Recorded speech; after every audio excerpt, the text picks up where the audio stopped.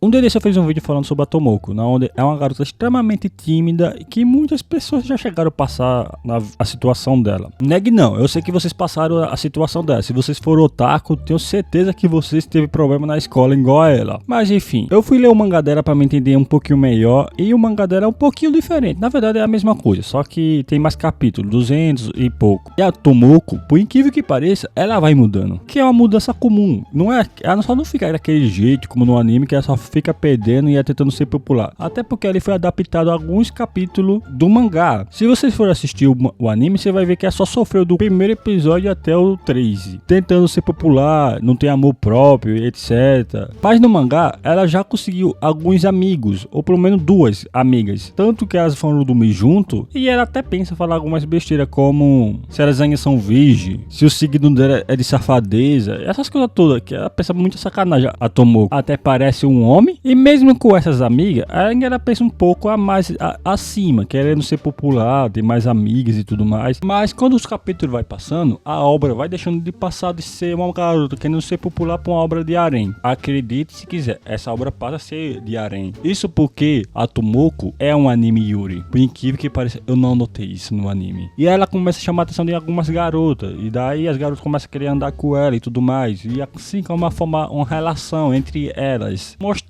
que sim, tem um certo romance yuri. Perceber só um momento que ela parecia que tá dando em cima da amiga dela, mas enfim. Tanto que uma vez num dia dos namorados, ela recebe até um presente, ou digamos, um bombom de uma garota que deu a ela ali. Ela até sabia o nome dela. Em resumo, ela não é tão invisível como ela era antes do primeiro episódio. Mas essa garota tem costume de dar bombom a todo mundo da sala, toda vez que é o dia dos namorados. Tanto que ela vai perguntar a uma amiga dela, que é aquela que eu disse que ela fez. E ela fala que ela faz exatamente o que eu falei, dá bombom pra todo mundo todo ano. Ela até se pergunta se deveria dar um bombom a ela também, tudo mais. E ela faz exatamente isso. Elas vão lá para a aula de culinária e fazem uns bombom para a garota lá. E ela fica se divertindo. Para vocês verem que a Tomoko foi mudando, fez uma amizade e tal ali. Ela não ficou tão presa no solidão e solitário, fazendo cada absurdo impossível como ela fazia nos primeiros episódios. E quanto a Yu, a amiga dela de infância, ela estuda no outro colégio, como eu falei, então ela não aparece muito da obra. Parece que ela não é nem sequer uma personagem principais. Ela é mais uma secundária que aparece de vez em quando. Quando a Tomoko mesmo liga para ela, para pedir conselho ou dicas ou algo do tipo. Porque sempre tem alguma vez que ela vai lá e pede a dica. Igual aquela vez que ela pediu a dica para escolher uma calcinha. Então aparece assim, de relance. Mas ela começa a fazer essas amizades, começa a aparecer bem com mais frequência com ela. Enquanto o irmão dela também é quase a mesma coisa. Quando ela vai atentar ele no quarto dele, ou quando ele chega em casa e ela tá ali da frente esperando ele. E nesse momento, ela está no segundo ano, onde ela tá se formando para ir para o terceiro. E essas amigas dela são bem potencial. Fica acompanhando ela, sempre que vê ela vai falar com ela. Embora também são esquisitas, igual a ela. Tipo, elas são tímidas, não tinha muita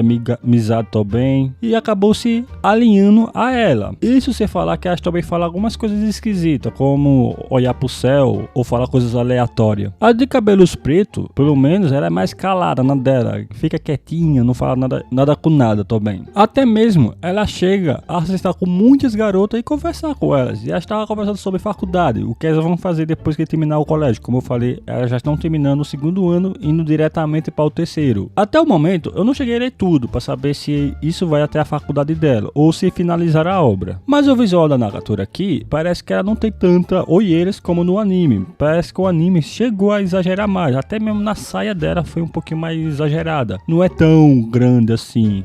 Ou ela mudou, né? Não vai saber. Se vocês forem ler, vocês vão ver que é diferente do anime. Você vai ver que já tem muita mudança, já tem amizade. Exatamente o que acontece na vida real, como eu falei no análise do anime dela. Pessoas tímidas são assim, fica na sua, calado, não sabe conversar com o povo, fala coisas estranhas.